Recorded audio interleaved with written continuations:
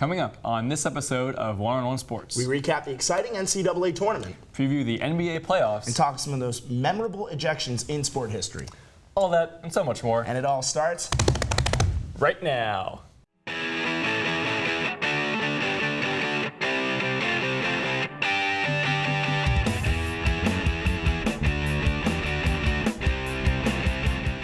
Hello and welcome to this episode of One-on-One Sports. I'm Matt Olzaffel. And I'm Andrew Vandellis. It has been a great week in sports. Before we get to that, Matt and I are going to jump in with the quick hitters. A recent report came out last week which detailed the downfall of the Green Bay Packers' promising would-be dynasty, shaking the sports world in the process. From head coach quarterback controversy to second-guessing at every turn, the once almighty Packers became a real-life soap opera, ultimately leading to Mike McCarthy being fired after 12 seasons. Matt, what was your reaction to hearing about this? I was shocked because on the surface, this was a team that was good for so long and it had so many talented pieces, and it seemed like Mike McCarthy and Aaron Rodgers got along. And before we dive into what the report said, yes, Aaron Rodgers has kind of disputed some of it, and that's okay, but this is still an explosive report.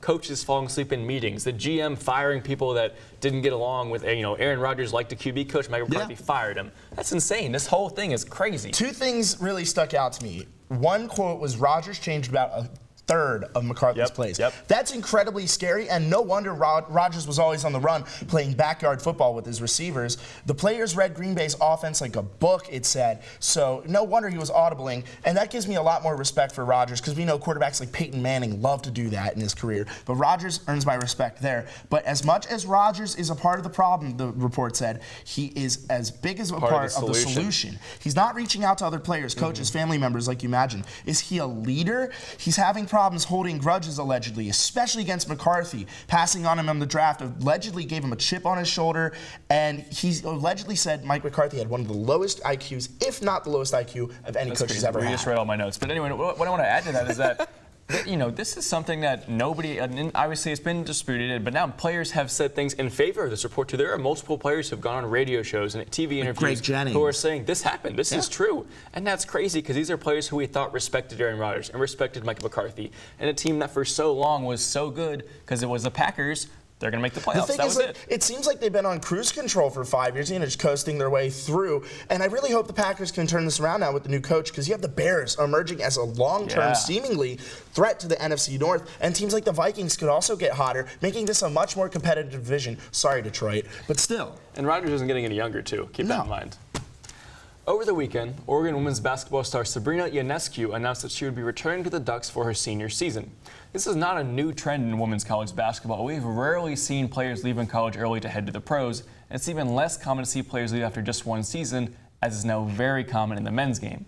Andrew, is Ionescu making the right decision to come back to Oregon, and will we ever see the one-and-done transition to the women's game like it has affected the men's game? I don't think we're going to see that transition for a long time, as long as the WNBA doesn't get the funding or the ability to pay their athletes like the NBA does. Think about this. There's less job security, so I really do applaud Ionescu for coming back, finishing her school nevertheless, and also the hunger to get a national championship. But I want to talk about these salaries. Average WNBA salary, $70,000. Minimum NBA salary, $830,000. Just think about that pay gap right there. So if you're a women's college basketball star looking to go pro, we often see people go overseas to get their start or finish their degree and become coaches, i.e. Coach Charlotte Smith, and finishing up her career after going to play in the Olympics and overseas. There's just less job security. The average NBA salary is $6.2 million. That's the highest in all professional sports. We have come to expect that when athletes retire, they are set for life, because that's just what we expect from the NBA, the MLB, the NFL, and that's fine. But that's not the case in the WNBA. These players have to get their degrees because they have to get jobs after they retire, after they're too old. The one thing I want to say about this before we move on, A'ja Wilson was by far the best player in women's college basketball this season, first overall pick, Las Vegas Aces. Her first year, she made $52.5 thousand. Some of us will make more than that in our entry-level jobs. That is absurd. I agree, and it makes me happy to see that Coach Kelly Graves for Oregon says that Ionescu is chomping at the bit to get back to the Final Four. I really want to see that happen. She's fun to watch. When Steph Curry pulls up at the three-point line, many feel as if the point guard is invincible from beyond the arc. That was until he announced that he would start wearing contacts to help his eyesight and his shot. Yes, you heard that right. Steph Curry needed contacts to shoot better. In the next game since, Curry's 20/20 vision allowed for him to dish out 7 dimes against the Lakers. Matt, what do you make of all this? What? What? What? This is the guy who is already the best shooter in the game Yeah. of all time, has broken multiple records, and he said he just got used to what it looked like. His percentage has already gone up 5 points since March 16th when he started wearing them. I can't even make it to my bathroom sink before I put my contacts in. I agree. And he's here splashing threes, making fantastic passes and dribble moves. It's insane.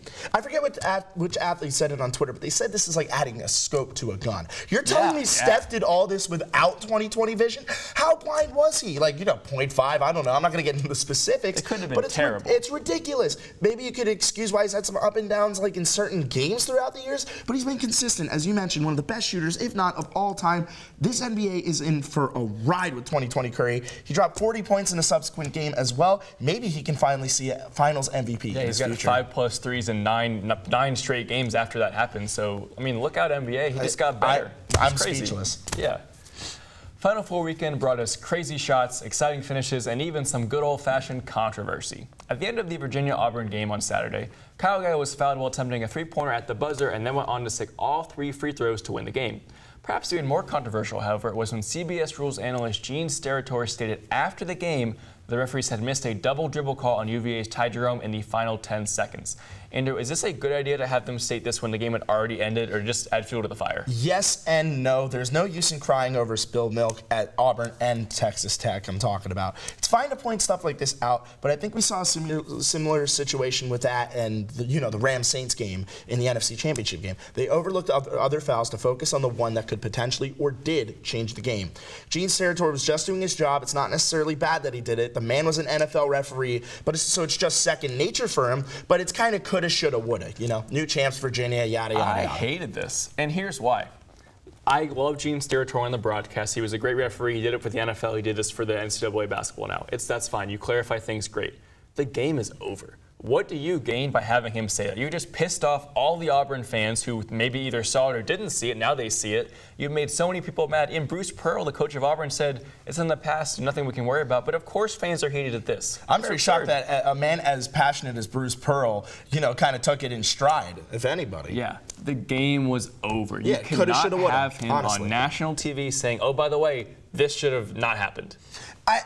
It's just really touchy because he's doing his job, but did he do it well? No. Absolutely. That's all the time we have left for the quick hitters, but when we come back, I'll be joined by Luis and Zach to discuss some early impressions of the MLB season.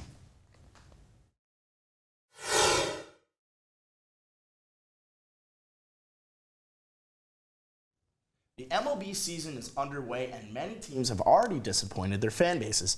I'm joined at the desk by Luis Mueller and Zach Chofie to see if these fans should hit the panic button. So, Luis, Chicago Cubs, panic, no panic? Panic. They are just a mess right now. Although they have talent with Chris Bryant, they have Anthony Rizzo, Kyle Schwarber, all those names, they don't have cap space to sign the talent they need. They put all their eggs in one basket with Yu Darvish and Jason Hayward, and are they panning out right now? I'm pretty sure they're not. It's still very early, but I'm going to go mini panic. I'm saying mini panic because their division is just so good. We saw Paul Goldschmidt coming over from Arizona to St. Louis. You got the Brewers, and Christian Yelich has been phenomenal, leading the Brewers to a hot start. So in terms of division, they should panic, but they have had a tough schedule so far. They had played Pittsburgh last night, won 10-0, so their schedule is lightening up. So if they can have a good couple weeks and get back in the race, then my hand will be off the panic button. So we're going to move on to the Boston Red Sox. Zach, panic or don't panic? I am not panicking on the Boston Red Sox. These are the World Series champions we're talking about. I don't think they don't have injuries. They're healthy. They just got to find the rhythm. And it's tough to play all the way deep into October and even November in some cases in the World Series and bounce back right into April and have a hot start. They'll be fine. They got a weak division. They got a lot of wins between Baltimore and Toronto. So I think they'll be okay. I'm going to disagree and panic a little bit because their bullpen, although it hasn't struggled as much as it should, it's going to. It's not good. It's not good at all. The rotation is struggling so bad, and that's probably what's going to bail their bullpen out. And if it can't figure it out soon, You're talking. Wait. If they can't figure it out soon, it's not going to be good. The ground that you're losing now is going to be so hard to make up in September. But look at the Yankees. Are the Yankees? They're hurt. If the Yankees, hurt. okay, but they're still 5-5. They're not that far in front of the Red Sox. They're not losing that much ground. They're still only a game or two back. But the Rays have the ground. They're taking off with it, right? The Yankees have 10 injuries. So let's move on to another team in the AL East, the Baltimore Orioles. Oh, boy. Luis, panic or don't panic? I know we have some layers to this, so panic or don't panic? Okay, so it's not really a panic because It's like a light little tap, it's a like gentle tap. a little tap because it's expected that they're gonna be so bad. I know you're a Baltimore fan. I'm sorry. I'm used to it. It's I'm okay, sorry. man. It's okay. But it's a rebuilding time so bad. I'm ready. Hey, I'm excited for the Baltimore Orioles. They're tied with the Yankees right now in the AL my East, gosh. 5-5. They got some great young talent. So are you panicking or no? No panic whatsoever. What? I'm excited to see Michael Givens go out there in the bullpen. Phenomenal young talent. They got some young talent. I'm excited to see him play. And Baltimore filled the stadium. Camden Yards is a fun place to play. It's a fun. I think so. First, considering how Last time I bad, went. considering how bad they are, compared Tampa Bay Rays won 90 games last year and averaged like less than 20,000 fans. So a let's game. talk about an underlying issue within the Orioles organization. boy. Chris Davis. What do you guys think? Oh personally? yeah. Oh yeah. 0 for 44 or something like that? $17 million to go 0 for 47? Yeah. I'm pretty sure he's 0 for 49 after last night. Put me on the field. Pay me $17 I haven't million. played baseball since middle school. Put the I could probably camera on hit me. a single. I could do better than over 47. All right, so we're panicking on the Orioles. A lot of bedlam so far early in the MLB season, and that's all the time we have from the Diamond. Stay tuned, because up next, Matt will hit the hardwood to chat about the Final Four.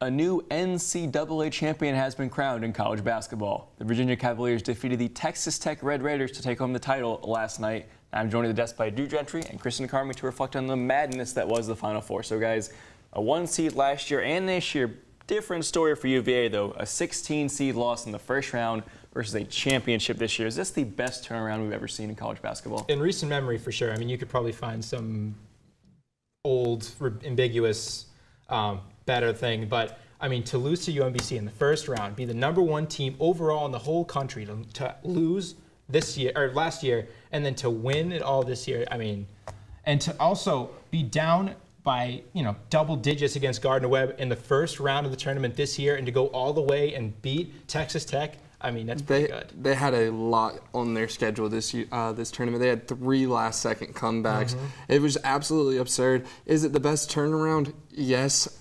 It's also a great story, but I don't think they should be rewarded for losing to 16 Exactly. seed. I think that they proved themselves as the best team in the country. That should have never happened. Yeah. But getting that monkey off the back now, UVA. A lot of people always said UVA can't win a national championship. UVA can't do this. They're always going to choke. Tony Bennett's not clutch in the prime time. But they stepped up, and I really appreciate everything they did, especially after how they started that first game and then getting behind in late situations. So they were like, clutch. we're not leaving without this. They were very clutch. They had great defensive and great offensive games and DeAndre Hunter and Kyle Guy have been absolutely unbelievable. And it's just great to see because it sucked to see that last year. Everyone was crushed, but they came back, faced adversity, and proved everyone wrong. Great story, good for Virginia.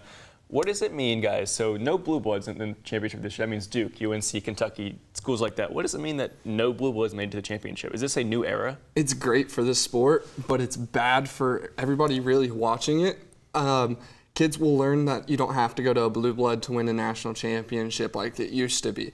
Kids will learn how to develop in different systems, but people want to watch the top tier recruits. They want to watch the #1 teams in the nation. Yes, Virginia is a top seed, but people want to watch these teams that they have so much history. Well, for any other year, I would say this was a great championship game. But I mean, with Zion Williamson, a talent like Zion, it's just unfortunate that we didn't get to see him on the biggest stage possible. And CBS we had wanted Duke design UNC camp. round 4, right? Duke UNC. That was what we so dreamed badly. of, right? So and to bad. have after Nova, Michigan, that was we didn't Nova again every single time, and no one wants to see Mo Wagner huff it up and down the court in the championship game, but we did. And this year, Texas Tech, Virginia, before the game started, we were like, okay, another okay, whatever.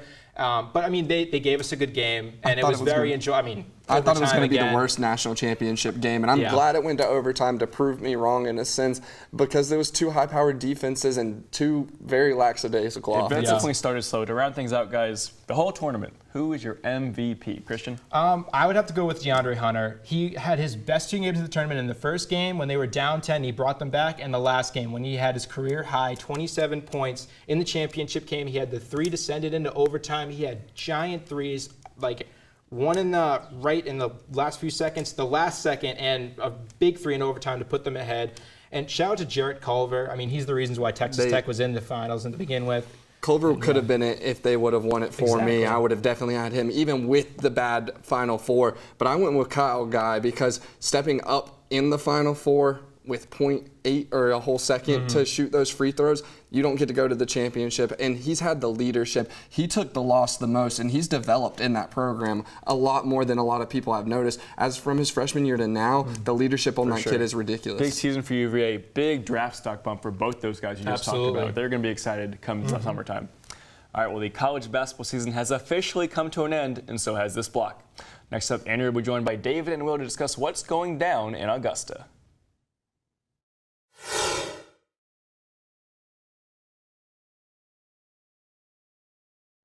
The best that golf has to offer will return to Augusta National Golf Club Thursday for another edition of the Masters Tournament. I'm here with David and Will to debate the drives, chips, and putts and players to watch.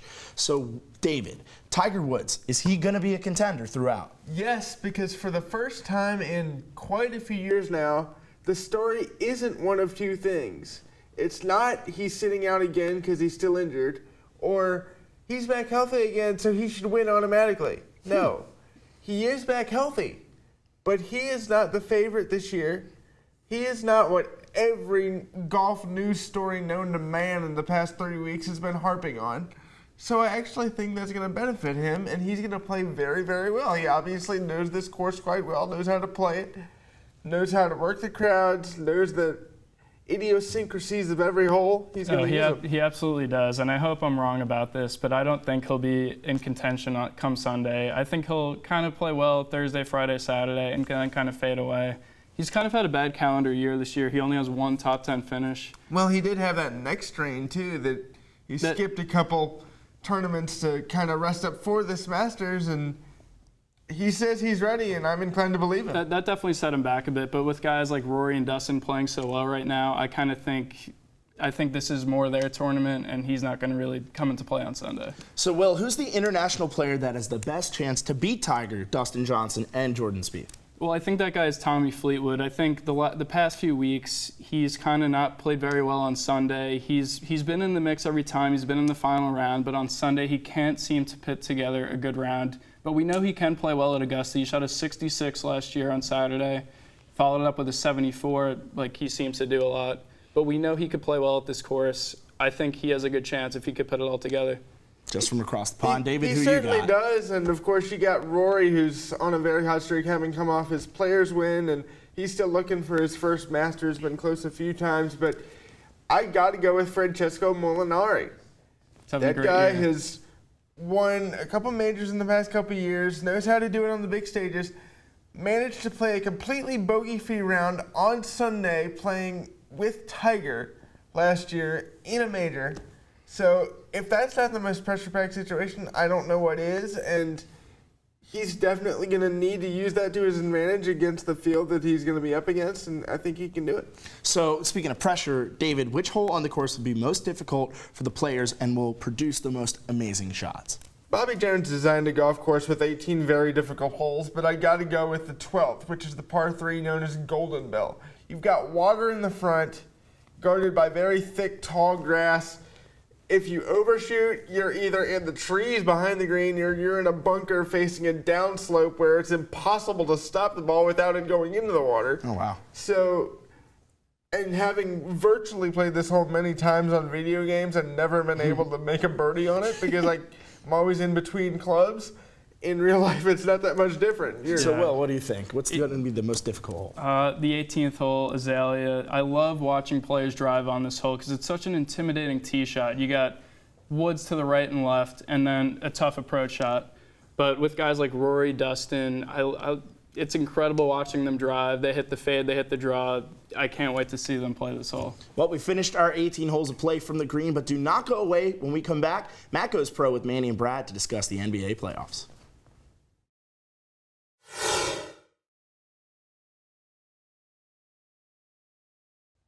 With the NBA season nearing its end, the playoffs are only days away.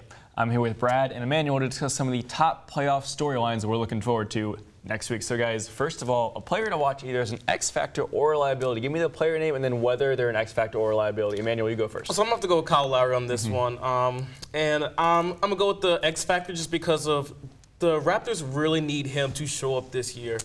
They've always had the struggle of LeBron, and they could not beat LeBron. They could not overcome LeBron. In the past 3 years, they have not been able to beat that team in the playoffs, as well as they've been swept in the last 2 semifinals. So now that LeBron is out, they're really going to need Kyle Lowry to show up if they want to make it to the finals.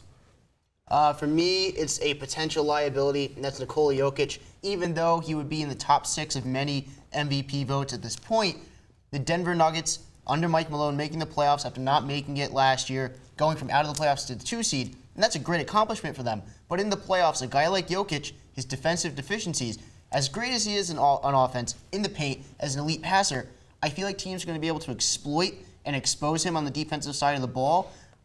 I don't think teams are scared of playing Denver. I don't think they're making it past the second round. As good as Jokic is, that defense is going to be a problem in the playoffs. 2 teams with high playoff hopes, 2 players who need to propel their teams forward if they're going to make it past the first round. Top 4 seed in the most danger of losing in the first round, guys. Brad, who you got? It's got to be the Portland Trail Blazers. Right now, they sit 4th. The Utah Jazz sit 5th. Yusuf Nurkic out for the season. CJ McCollum just recently coming back from his injury, not fully healthy yet.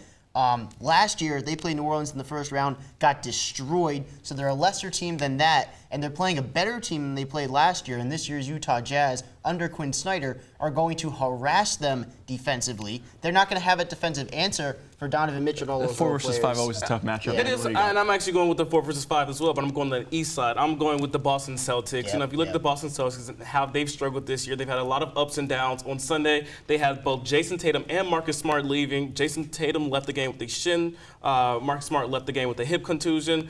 And they're also going to need their role players to step up. And I'm not really saying their role players step up this year. Indiana's a great team, too. Indiana's a great team. They're young, they're tenacious. I love how they play defense as well. They're first in points allowed, third in steals, and they give up the 4th fewest fouls as well. Boston had a great first half of the season. Second half, they were struggling. You guys are right. All right. Final discussion. Who's making it out of the East? Bunch of teams competing now with LeBron gone and Cleveland gone. Who's winning the East, Manny? I got to go with the Milwaukee Bucks. And I am so excited that the East is back to being competitive and being great and entertaining. I'm really entertained for how this Eastern playoffs is going to go, but I have to go with the Bucks just because they can get it done on both sides. You have a team that have a league-leading defense, as well as they have the 4th best offense. So they're the only team in the NBA who are in the top 5 in both offense and defensive rating. I love how they play. They outscore opponents by 9 points per 100 possessions. I really just like the Bucks. I cannot fault that choice. However, I think one thing we can agree on is that the Raptors and Bucks is going to be the conference finals, and I'm going to take Toronto because as great as the Bucks are, as incredible of a job at reinventing their whole scheme as Mike Budenholzer has done, the Toronto Raptors are the team that is perfectly built to combat Giannis and the Bucks. The best perimeter defender in the NBA, Kawhi Leonard, a versatile defender who can guard 5 positions of Pascal Siakam, a potential all-defensive player in Danny Green, great depth. Even though in the playoffs you're playing 8 guys, so it doesn't matter as much. I will say this. It is going to be a 7-game series. Definitely. I think they're very evenly matched. And then the offensive side of the ball, I think something to look at, Marc Gasol is going to be able to take full advantage of Brook Lopez, who Milwaukee desperately needs on the offensive side of the ball. We talked about defensive liabilities at center earlier. I think Marc Gasol could make Brook Lopez one in the conference finals. I want to go back to something that you said about Kawhi Leonard. And I love Kawhi Leonard, and he is a great defender, one of the best defenders in the NBA. Yeah. But he's never really faced Giannis Antetokounmpo because he's been on the West. He's not really faced Giannis like that, so he doesn't really have experience facing. But he's been in the East all season. But they played 3 times. They haven't really. They played 3 times, and Giannis has really gotten the better of Toronto. Great matchups coming up, no doubt about that. We're so excited here. Guys, it is playoff season. We cannot wait to see who takes home the Larry O'Brien Trophy this year. Up next, Andrew and I will discuss the best ejections in sports history.